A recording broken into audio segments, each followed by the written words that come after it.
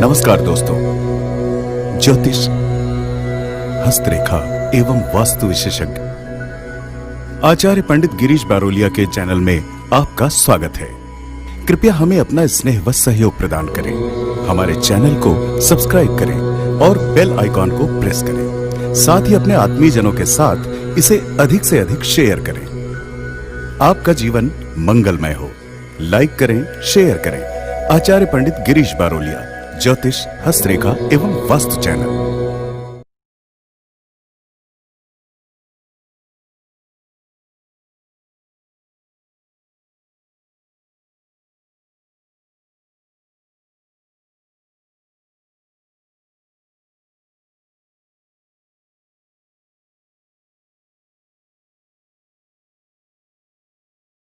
राधे राधे, जय श्री कृष्णा। नमस्कार, मैं आचार्य पंडित गिरीश बारोलिया, गायत्री महामंत्र। ओम भूर्भुवः स्वः तत्सवितुर्वरेण्यं भर्गो देवस्य धीमहि धियो यो नः प्रचोदयात्। अखण्डमण्डलाकारं व्याप्तं येन चराचरं तत्पदं दर्शितं येन तस्मै श्रीगुरवे नमः। तस्मै श्रीगुरवे नमः। मित्रों, आज हम आपके लिए पितृदोष, इसे पितृऋण भी बोलते हैं, उसके बारे में जानकारी देंगे। ऐसे तो ऋण और भी प्रकार के होते हैं, लेकिन मुख्य रूप से 3 ऋण विशेष रूप से माने जाते हैं: ऋषि ऋण, देव ऋण और पितृ ऋण। तो हर व्यक्ति ऋण से कहीं न कहीं बंधा तो हुआ रहता है। हर व्यक्ति की कुंडली में कोई न कोई ऋण अवश्य होता है, लेकिन जब वो ज़्यादा ऐसी स्थिति में आ जाता है कि वो दोष बन जाता है, तो फिर वो हमें परेशान करना चालू कर देता है। तो आज हम मुख्य रूप से पितृ ऋण के बारे में बात करेंगे कि पितृदोष आपकी कुंडली में बनता कैसे है, उसके लक्षण क्या होते हैं, जिससे कि आप जानें कि उसके लक्षण यदि आपके परिवार में घट रहे हैं तो समझो कि आपके परिवार में लोगों की कुंडलियों में पितृदोष है। तो पहले हम आपको लक्षण बताते हैं कि किस प्रकार के लक्षण यदि आप लोगों के जीवन में घट रहे हैं तो समझो कि आपके यहाँ पर पितृदोष का निश्चित रूप से प्रभाव है। यदि आपके घर में अकाल मृत्यु हो जाती है तो समझो कि आपकी कुंडली में या आपके परिवार के लोगों की कुंडलियों में पितृदोष है। यदि आपकी लड़की की शादी होती है और वो विधवा हो जाती है, ये पितृदोष के लक्षण हैं। लेट शादी होना, ये भी पितृदोष का लक्षण है। वंश की वृद्धि रुक जाती है, यानी आपके जो वंश है वो फिर आगे नहीं बढ़ पाता है। यदि इस प्रकार की कोई घटना आपके घर घट रही है तो फिर आपको उसकी शांति कराना चाहिए। आपके यहाँ आर्थिक तंगी आ जाती है। व्यक्ति जो है पूर्ण आयु लेकर के नहीं जीता है, किसी की दुर्घटना में मृत्यु हो जाती है, या जब बच्चा पैदा होता है तो पैदा होते साथ मर जाता है, या गर्भपात हो जाते हैं, गर्भ धारण नहीं हो पाता है। ये सब पितृदोष के लक्षण हैं। यदि इस प्रकार के लक्षण आपके परिवार में दिखाई देते हैं तो फिर आपको पितृदोष की शांति अवश्य कराना चाहिए। आज हम एक बहुत छोटा सा और बहुत बढ़िया प्यारा प्रयोग आप लोगों को बताएंगे। यदि वो प्रयोग आप करेंगे तो निश्चित रूप से इस दोष से आपको मुक्ति मिलेगी। अब पितृदोष आपकी कुंडली में आप जाने कैसे कि आपकी कुंडली में पितृदोष है या नहीं है, यानी आप पितृऋण से युक्त हैं या नहीं है। यदि आपकी कुंडली में सूर्य और राहु एक साथ बैठे हों, यानी सूर्य और राहु की युति बन रही हो, या सूर्य और केतु की युति बन रही हो, या सूर्य और शनि की युति बन रही हो, यानी सूर्य और राहु या सूर्य और केतु या सूर्य और शनि एक साथ बैठे हों, तो फिर आपकी कुंडली जो है वो दूषित होती है, यानी पितृदोष से वो कुंडली आपकी पीड़ित है। या फिर आपकी कुंडली में तुला राशि में सूर्य बैठा हो, तुला राशि यानी 7 नंबर, आपकी जन्म कुंडली में कहीं पर भी यदि 7 नंबर लिखा है और वहाँ पर यदि सूर्य बैठा हुआ है तो समझो कि आपकी कुंडली पितृ दोष से पीड़ित है। या फिर कर्क राशि यानी आपकी कुंडली में जहाँ 4 नंबर लिखा हुआ है उस जगह यदि आपकी कुंडली में सूर्य बैठा हुआ है तो फिर आपकी कुंडली पितृदोष से पीड़ित है। ऐसी स्थिति में आपको करना क्या चाहिए, क्योंकि जिसकी कुंडली में पितृदोष होता है वो कई प्रकार से अपने जीवन में परेशान होता है, जिसके हमने आपको कुछ लक्षण बताए।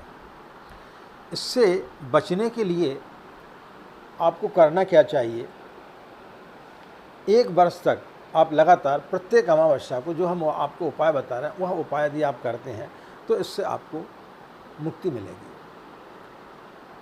क्योंकि कोई पितृ ऐसे हैं जो अकस्मात जिनकी मृत्यु हो गई एक्सीडेंट से या किसी कारणवश, तो वो उनकी आत्मा भटकती रहती है और वो तृप्त नहीं हो पाती है। तो जब तक उस आत्मा को तृप्त नहीं किया जाएगा तो वो फिर हमारे परिवार में किसी न किसी प्रकार की परेशानियां उत्पन्न करेगा। तो प्रत्येक अमावस्या को आपको करना क्या है, अमावस्या के एक दिन पूर्व आप जो है 7 पीपल के पत्ते तोड़ करके ले आए। प्रातःकाल स्नान आदि करने के पश्चात में अमावस्या के दिन आप एक थाली में 7 पीपल के पत्ते रख लें, आटा गूंज लें थोड़ा, जिसमें कि 7 इतने बड़े बड़े लोई उसकी बन जाए।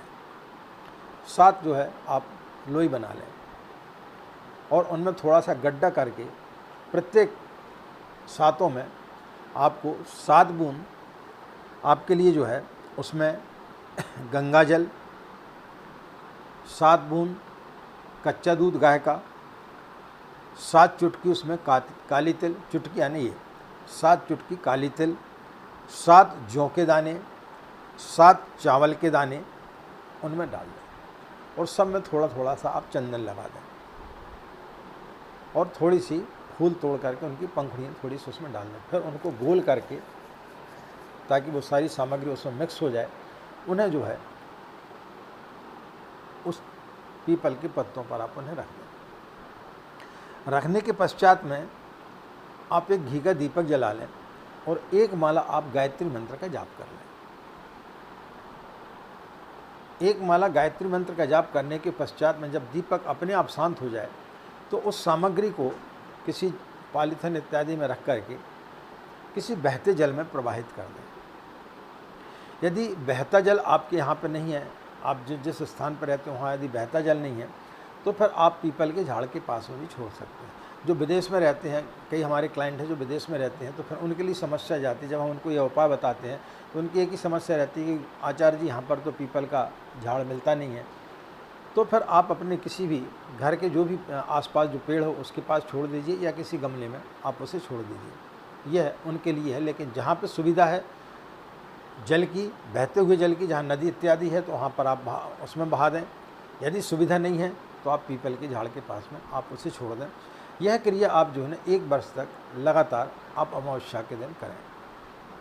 और जब पितृपक्ष आता है तो उस दिन जो पितृमोक्ष अमावस्या आती है उस दिन आप सभी पितरों का जो है जाने अनजाने में यदि कोई पितर हमारा छूट गया है तो उसकी जो है आप वहाँ पर तर्पण करा दें और उनसे प्रार्थना करें, तो निश्चित रूप से यह दोष आपकी कुंडली में समाप्त होगा। फिर जो घटनाएं घट रही हैं वो घटनाएं बंद हो जाएंगी। दूसरा, अमावस्या के दिन फिर एक काम और करना है कि जिस प्रकार अपन पितृपक्ष में भोजन बनाते हैं उस प्रकार का भोजन बना लें और 1 भाग ब्राह्मण को खिला दें, 1 भाग गाय को, 1 भाग कुत्ते को, 1 भाग कौवे को और 1 भाग थोड़ा सा चींटियों को आप डाल दें।